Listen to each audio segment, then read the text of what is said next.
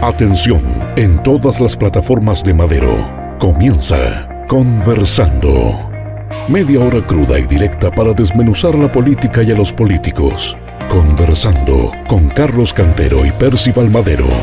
Desde este momento, un programa sobre política, ética, partidos, tendencias y sociedad. Bienvenidos a Conversando. Bienvenidos, distinguidos auditores y televidentes, nuevamente acá en un programa Conversando, aquí en la mesa de Madero Comunicaciones, con nuestro distinguido amigo y colega Carlos Cantero, a quien saludamos y le damos la bienvenida y los agradecimientos por estar nuevamente compartiendo su gran experiencia política y de hombre de Estado en temas de relevancia nacional e internacional. Carlos, gusto saludarte.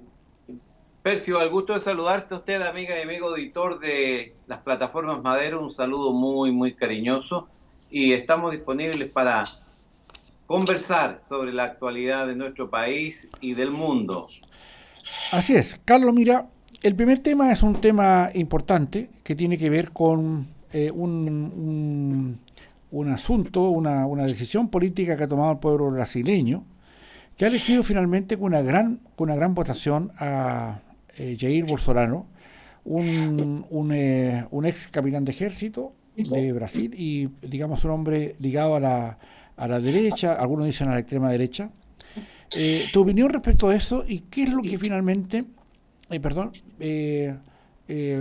significa para América Latina la elección de Bolsonaro y cuál va a ser la influencia que a tu juicio va a tener en toda la digamos el transcurso, en el caminar político de un continente tan importante como es el nuestro, de América Latina, Carlos. Mira, yo lo que veo es que no hay que sacar cuentas alegres, ni hay que pensar que esto tiene profundas significaciones políticas. Me refiero a las políticas partidistas. Bien. Porque si alguien cree que esto es un vuelco a la derecha en América Latina, creo que está haciendo cálculos completamente equivocados.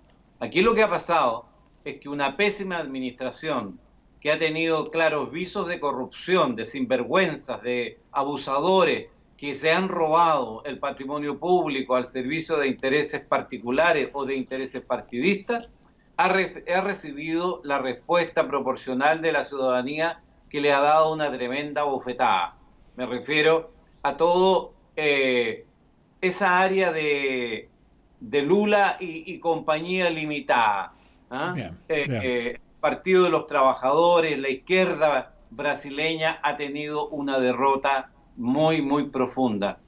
Es la manifestación de otros hechos que además están encadenados a la situación del Partido de los Trabajadores en Brasil, como lo que se ve en Venezuela, lo que se ve en Bolivia, y lo que se ve en lugares donde la izquierda está haciendo gobiernos francamente completamente disruptivos, muy golpeadores, muy peleadores, y además con resultados de muy dudosa calificación, en verdad.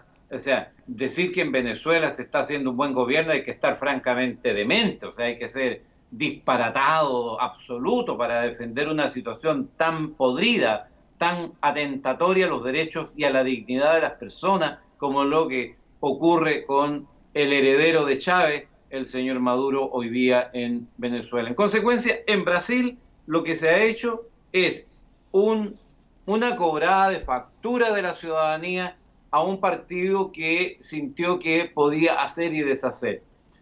Esto es un llamado de alerta a todos, izquierda, centro y derecha.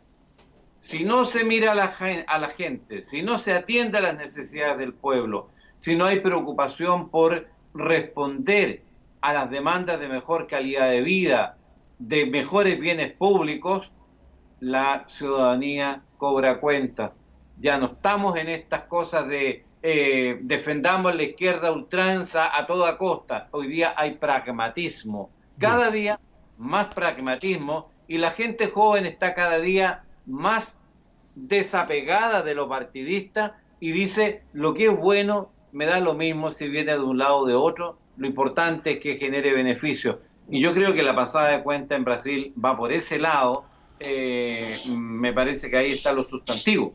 La corrupción, la manera en cómo se enfrentó o cómo dejó digamos, la izquierda a través del Partido de los Trabajadores, primero de Dilma Rousseff, después de Lula, un candidato que finalmente termina preso por uno de los 12 juicios que tiene en su contra, también a su vez mostró un cierto hastío del pueblo brasileño respecto a esto. Allá en Brasil se tuvo la valentía del Poder Judicial de poder enfrentar y meter preso a un expresidente. Tuvo información privilegiada y acá muchas de las platas que circulaban en Brasil, muchas llegaban a Chile.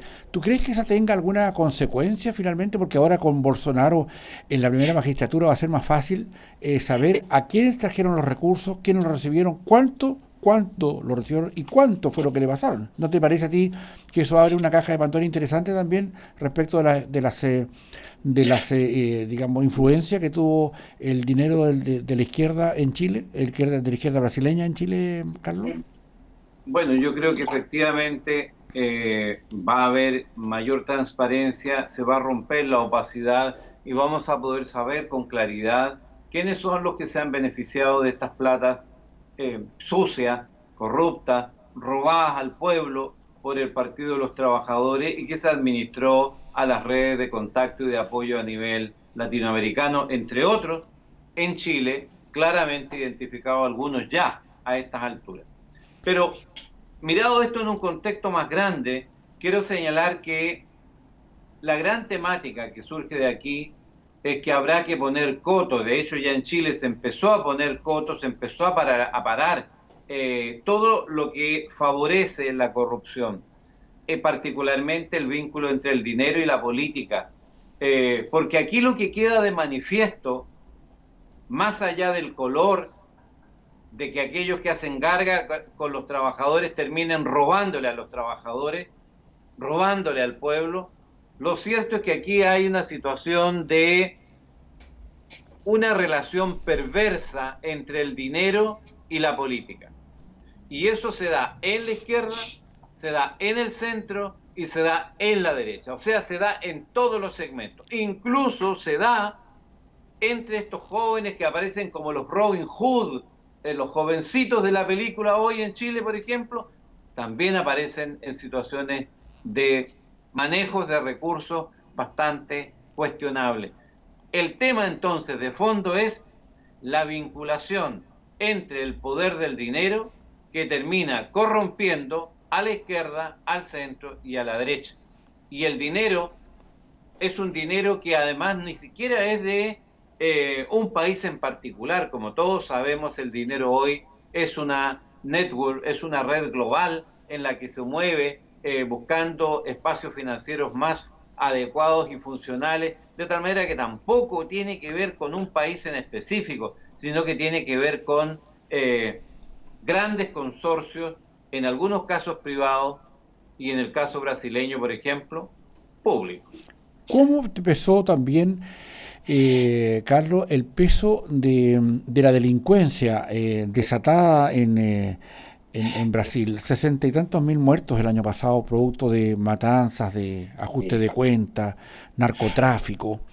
¿Cómo se ve eso de la perspectiva de cómo se ordena? Porque una cosa es ganar el gobierno y otra cosa es cómo va a solucionar los problemas que ahí tiene, porque son obviamente extremadamente mayúsculos y que tienen que ver también con las expectativas que se han creado de ese propio gobierno.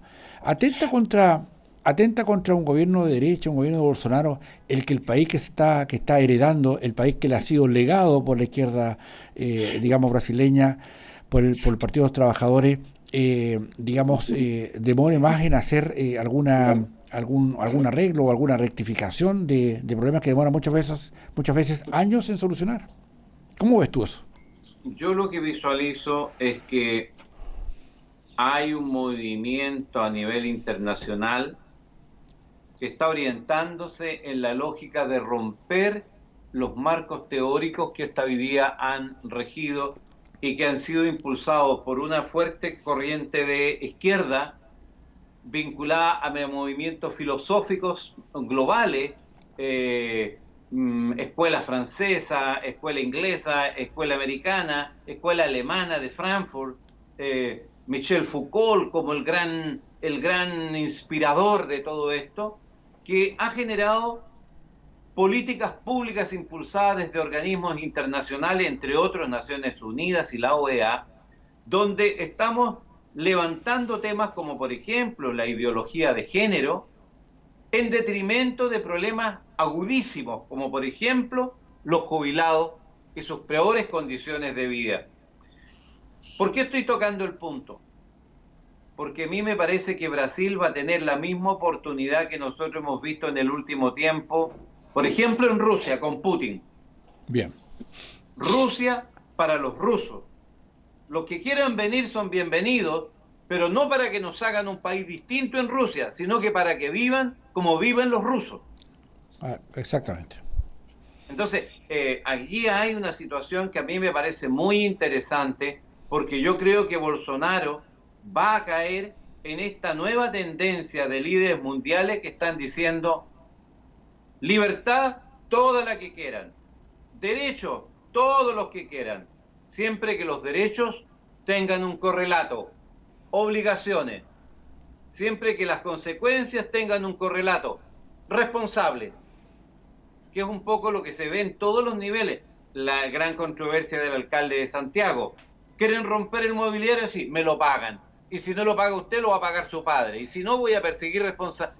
O sea, hay un marcar que la libertad sin límites, porque los jóvenes dicen toda la libertad del mundo, la libertad sin límite es libertinaje, y hay que empezar a parar este libertinaje estableciendo dónde está el límite entre lo legítimo y lo ilegítimo, y para eso están las instituciones, particularmente los parlamentos. Interesantísimo, Carlos, interesantísimo. Ahora, respecto a estos jóvenes, y para pasar a un tema distinto, veamos lo siguiente. Mira, el Frente Amplio, acá en Chile, que es una fuerza joven, integrada por varios movimientos políticos, ha tenido recién una situación muy, diría yo, especial, en el sentido que ha perdido una batalla judicial que quiso dar para expulsar digamos, al juez Abbott por 13-0 hace una semana atrás. Y resulta que eso enseñó una lección, pero no ha sido lo suficientemente evaluada por líderes de opinión como tú, Carlos. Yo creo que, a tu juicio, ¿qué implica eso para el Frente Amplio? ¿Y cómo ves tú la manera en cómo esta nueva juventud, digamos, de política progresista, o sea, neomarxista, digamos, hoy día empeñada en aprender cosas de política porque está recién empezando? ¿Qué lecciones debiéramos tener y qué debiéramos mirar para que en esta nueva jornada digamos, de político, así como en la derecha está Evópoli, acá en la izquierda está el Frente Amplio, qué es la manera en cómo ellos debieran mirar los aspectos más bien de conducción política y de Estado, Carlos? Mira, yo es que acabo de escribir una columna que está circulando y se está publicando en distintos medios de comunicación que dice la gran ruptura, Chile, la gran ruptura, la gran fractura, la gran falla. Sí, bien. Y cuando hablo de esto, estoy haciendo analogía a los movimientos telúricos, al movimiento de las placas continentales que generan temblores o bien. terremotos. ¿Y por qué digo esto? Porque en definitiva lo que se visualiza en Chile, al igual como se empieza a observar en distintos lugares del mundo, es una gran fractura entre lo que podríamos definir los sub-35, o sea, la juventud, y la generación que, en el caso chileno, dirigió el proceso de transición. Allí se ve una ruptura muy grande, muy profunda. Cuando veíamos, por ejemplo, ese joven increpar al expresidente Ricardo Lagos, una lumbrera, un pensador de primera espada en Chile. Un hombre de Estado. Un hombre de Estado. ¿Qué es lo que se veía ahí? Se veía un joven que le reprochaba que le habían hipotecado su futuro. Legítima o ilegítimamente, yo no estoy diciendo si ese joven tiene razón. Lo que estoy diciendo es que los jóvenes sienten que los viejos les hemos heredado un mundo egoísta, individualista, muy duro, con muy pocos bienes públicos. O sea, si uno le pregunta a la gente joven, ¿tú sientes que tienes derecho o la posibilidad o el sueño de tener una casa propia en los próximos 10 años? La respuesta es muy evidente. La gente dice no. No, la vida está extremadamente dura. Tengo inestabilidad laboral, tengo malos sueldos. Al final se terminan quedando en la casa de los padres porque, en fin, Sí. lo que quiero decir es que hay una ruptura generacional. Eso es lo que representa el Frente Amplio. Eso es lo que está representando una línea de Bópoli, porque esto cruza el espectro en la izquierda, en el centro y en la derecha. Pero ¿qué es lo que se visualiza? Que no tienen sino solo el ánimo y todavía no son capaces de desarrollar marcos teóricos, o sea, marcos conceptuales, Bien, propuestas sí. programáticas, y tampoco tienen líderes o vocerías, simplemente tienen personalidades que tienen algún grado de vocería, algún grado de representación, pero que tengan ideólogos, que tengan pensamiento, propuestas concretas. Allí es donde está el desafío, la respuesta a tu pregunta. Lo que requiere este movimiento es mayor pensamiento, mayores ideas, mayores propuestas, marcos teóricos más concretos. ¿Tú crees que ellos pueden heredar, de acuerdo a lo que están haciendo, heredar, digamos, el viejo cuño de izquierda? ¿O esta es una izquierda distinta, es una izquierda, tal vez como ellos le llaman, una neomarxista, progresista, le llaman algunos?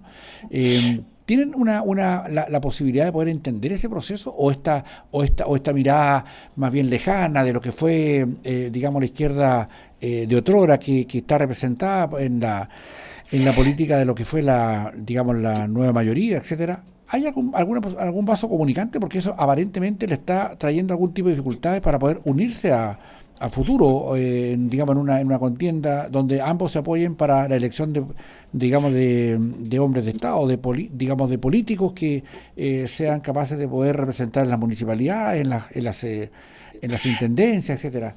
¿Tú crees que puedan llegar finalmente a un grado de compromiso único, dado las miradas distintas que tienen ellos de las izquierdas que pretenden?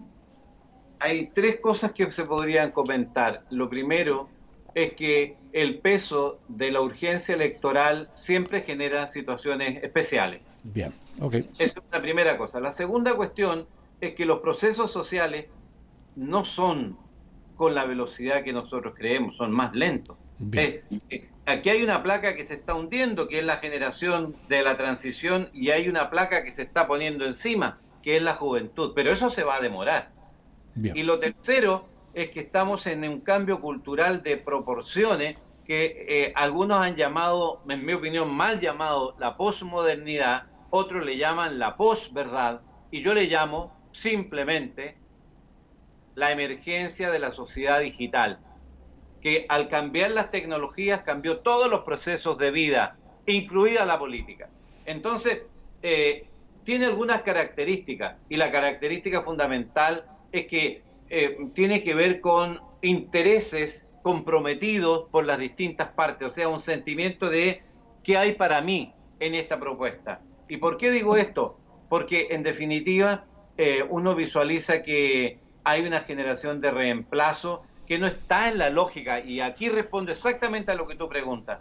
Si uno cree que Jackson o Boris o cualquiera de esta gente está en la idea de la lucha de clases, del proletariado, no, eso es historia vieja, eso es para los museos de la política, pero la gente moderna está con unos conceptos completamente distintos y está consciente que, mira, para que se entienda por la amiga y el amigo que nos está siguiendo, mientras la vieja guardia de la política habla del derecho de propiedad, o sea, del copyright, de los derechos reservados de propiedad, la juventud está hablando del copyleft, o sea, de la propiedad compartida, o sea, de la cultura wiki, de la Wikipedia, donde hay a disposición, por ejemplo, la enciclopedia más grande que conoce el mundo y es gratis.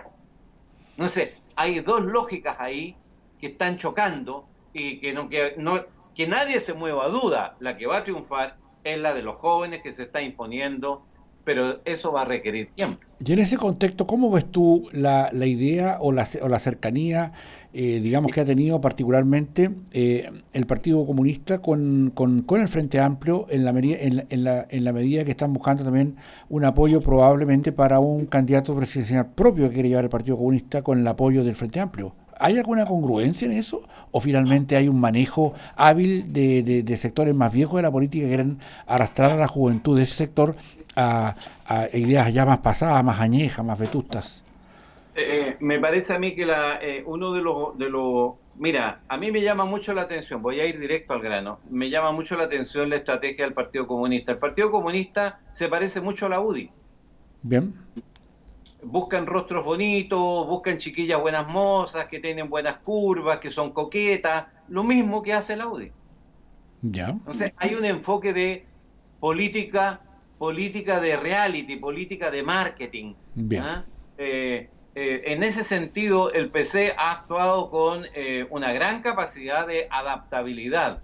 Pero me parece a mí que los jóvenes no están buscando las respuestas del PC, que está tan anclado a una visión tan confrontacional y caduca, que sigue pensando en la revolución, en la lucha de clases, cuando en realidad los jóvenes lo que están buscando es un proceso más bien de amalgama cultural, de integración e imbricación. Entienden que para poder distribuir algo de recursos a los pobres se requiere generar la riqueza. Y la riqueza se genera trabajando y con industria y con empresas. Perfecto. Muy bien planteado y queda más claro ese punto, me parece bien. Carlos, mira, te quiero llevar a un punto distinto, nos quedan 10 minutos de programa, digamos, para que conversemos, para que analicemos una circunstancia que fue bastante peculiar respecto a una marcha evangélica que fue apaleada y digamos restada, atacada con piedras, con palos, hace unos días atrás. Te lo pregunto y te lo traigo a colación porque esto tiene que ver mucho con las escenas que nos quedamos respecto a lo que fue, digamos, la vejación que sufrieron algunos policías, algunos carabineros después de este tema de tomarse algunos colegios por la fuerza y dentro del plan de esto digamos, de aula segura, etcétera. ¿Qué está pasando a tu juicio en la sociedad que hoy día hay grupos perfectamente organizados, que no son grupos que salieron de casualidad a la calle a golpear a estos evangélicos?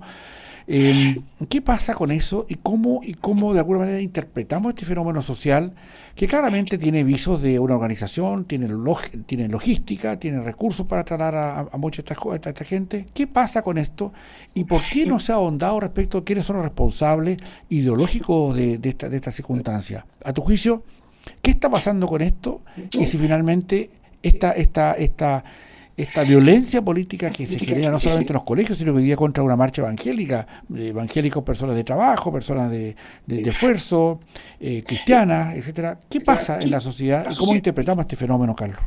Yo lo interpreto de una manera, desde una perspectiva académica, como la reacción a lo que acabo de señalar, es decir, marcos teóricos que a través de organizaciones internacionales como Naciones Unidas, OEA, etcétera, se han ido introduciendo en los distintos países, generando una cultura. Y esta cultura de las minorías que sienten tener todos los derechos sin ninguna obligación, que sienten tener toda la libertad y no entienden que los demás también tienen libertades. Esa es una primera cuestión. La segunda es que las instituciones, o sea, la política, el poder judicial, el poder ejecutivo, legislativo, no han demarcado los límites entre los cuales se pueden mover las cosas. Y hemos visto, por ejemplo, que hay tremendas tensiones en distintas áreas que no son atendidas ni abordadas con oportunidad. No hay límites adecuados y en consecuencia se cometen excesos. Por ejemplo, que un joven lance benzina y ponga en riesgo la integridad de un miembro de la comunidad educativa. Y al final la pregunta es si se le puede castigar o no, y surgen los mismos de siempre diciendo, pero es que ese joven es un idealista. Esa historia ya es vieja, ¿cierto? Viene de la crisis del 73, del 70, este es un joven idealista, es un joven que no tuvo oportunidades, es un joven que está resentido, está enfermo en el alma. Entonces, por un lado, podemos comprender esa situación, pero por otra, el que hace un atentado a la dignidad de las personas tiene que responder de sus actos. Sin duda. No puede quedar en la impunidad. Entonces, resumen, hay que poner las cosas en su lugar. Yo no digo ni mano dura ni mano blanda. Lo que hay que hacer es aplicar la justicia. La ley. Pero tenemos un problema, porque también en el ámbito de las fiscalías y en el ámbito de los jueces tenemos un núcleo de personas que están muy sobreideologizadas. Bien. Muy sobreideologizadas. Y entonces están en esta lógica de marginales sociales a los que hay que darle un tratamiento especial. No. Y por otro lado, para ser equilibrado y tener las cosas en justa dimensión, hay personas que se roban una situación en la calle y van a la cárcel, y hay otros que se roban el país o la mitad del país, se lo llevan para la casa y después dicen que cometieron un error, pues. Claro. Exacto. Y no pasa nada, pues. Bien. Entonces, aquí lo que falta es poner las cosas en su lugar y aplicar justicia. Pero para eso se requiere actuar con prudencia, equilibrio y buen criterio. Y ha hecho falta en el último tiempo esta situación. Totalmente. Carlos, mira, para el último, digamos, espacio, digamos, de este conversando, te quiero llevar también un tema que es tremendamente importante, y lo dejamos como guinda de la torta para el programa Conversando de hoy día, que tiene que ver con esto que el presidente Piñera está presentando al país y al Congreso respecto a lo que van a hacer el cambio en la mirada de las pensiones, a propósito de todo lo que está sufriendo una parte importante de gente que ya ha jubilado, y que eleva digamos, la participación del empleador, digamos, de un 10% a un 14,2%, vale decir, un 40% más de lo que estaba pagando antes. Y eso significa una reparación, me imagino, a algo que aparentemente es necesaria, pero aparentemente también insuficiente. ¿Cómo ves tú esto y crees de que cómo va a ser esta mirada que finalmente va a tener en el Congreso esta proposición del presidente Piñera para discutir como ley? Bueno, digamos en primer lugar que atender al tema de la previsión, es decir, de los fondos de pensiones o la jubilación de las personas, es una cuestión de extrema urgencia. O sea, Chile vive en la indignidad. Chile comete atropello a la dignidad y basurea los derechos humanos cuando tiene jubilados con estas pensiones y jubilaciones que son francamente una vergüenza, un escándalo, un atentado a la dignidad de las personas. Eso es una primera cuestión. De tal manera que no puedo sino decir que saludo y felicito la iniciativa. Lo segundo, me atrevería a decir, Percy, que este tema va a tener una repercusión muy importante, para bien o para mal, en el futuro de la derecha. Piñera está jugando con fuego en esto. Porque si se hace pirotecnia y se manipula y manosea a los viejos que ya han tenido suficiente paciencia, y finalmente hacemos lo típico del gato pardismo, hacemos que todo cambie para que nada cambie y todo siga igual, la repercusión va a tener un estilo Bolsonaro, pero al revés. Bien. Porque la gente mira abusos por corrupción, pero abusos también por insensibilidad al atropellar la dignidad de las personas.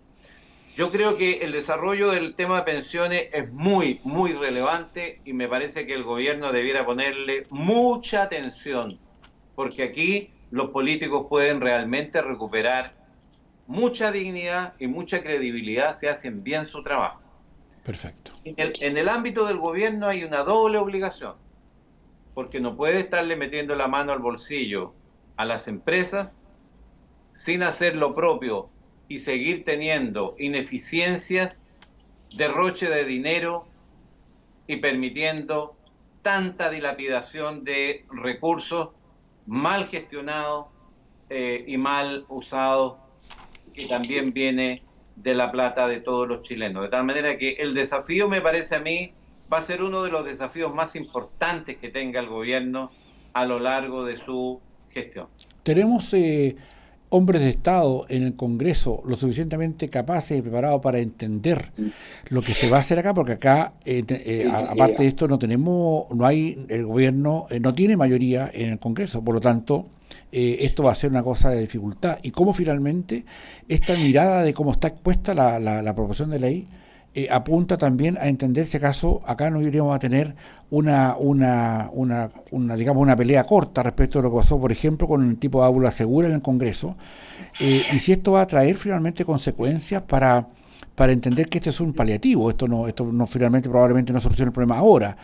Y cómo esto a su vez, Carlos, obliga más bien a un crecimiento sostenido muy potente para poder a su vez mantener o dar curso a esta proposición, porque obviamente los costos son inmensos, no los asume solamente digamos la persona que da trabajo, sino que también lo absorbe el Estado. Entonces, el Estado por la cantidad de personal que digamos que trabaja en el Estado. ¿Cómo se hace esto? Y cómo nosotros y tú particularmente como hombre de Estado, conocedor de estas materias, debiéramos, ¿a dónde llegamos? Y cómo esto interpela también la manera y las conductas que han tenido las AFP respecto a estas circunstancias. ¿Cómo lo ves finalmente? Yo creo que este va a ser una interpelación a la conciencia del Chile público, sea que esté en el ámbito público o en el ámbito privado, al Chile público. Bien. Creo que se va a interpelar la conciencia de todos. Yo creo que la gente estaría dispuesta a hacer un mayor esfuerzo si se trata de dignificar a nuestros viejos que han entregado su vida para Chile. Pero va a ser imperdonable y la cobrada de cuenta va a ser grande si finalmente no hay una adecuada respuesta o se dilapidan recursos por otro lado. En ese sentido, lo que tú recuerdas del aula segura es un buen síntoma de lo que yo creo va a ocurrir en el Congreso. Las buenas ideas no se pueden parar por mucha oposición que quieran hacerle. Las buenas ideas se van a imponer, y esta es una buena idea. Y lo que tiene que hacer la oposición no es salir a boicotearla, sino que por el contrario, lo tuyo y lo que yo pongo, y poner algo de su parte para que dignifiquemos. Qué linda fue el final de jornada, final de programa. Dignifiquemos a los viejos que han sido tan maltratados en este país, un país que los ha mirado con indiferencia y con un sentido de abuso que debiera avergonzarnos realmente a todos. Carlos, te agradecemos enormemente tu contribución a este conversando de todas las semanas que hacemos juntos acá y digamos agradecerte, como te señalaba, sobre todo por los temas que hemos tocado y por invitarte a una próxima semana a tratar otros temas de interés nacional e internacional para nuestros distinguidos auditores y televidentes de nuestro programa Conversando. Gusto saludarte, Carlos, y los últimos segundos para tu despedida, por favor. Te saludo cariñosamente, Percival, y a usted, amiga, y a usted, amigo auditor, y sin importar edad ni distancia, el abrazo fraternal. El abrazo fraternal yo desde Antofagasta. Qué bonito es esto de la tecnología, sí. Percy, por Dios, qué lindo. Desde mi casa en Antofagasta y tú desde tu casa exacto, desde nuestros estudios acá en Santiago. Exactamente, así que un abrazo fraternal para todas ustedes y para todos los amigos que nos han seguido en esta conversación. Qué gusto de poder compartir y reflexionar en conjunto. Carlitos, un gran abrazo, gusto saludarte y nos encontramos, Dios mediante, en otro Conversando en la próxima semana. Distinguidos auditores, muchas gracias por su atención y gentileza. Hasta una próxima oportunidad. Gracias. Y hasta aquí llega la conversación de hoy sobre política, ética, partidos, tendencias y sociedad. Conversando vuelve con Carlos Cantero y Percival Madero con lo crudo y directo de la política.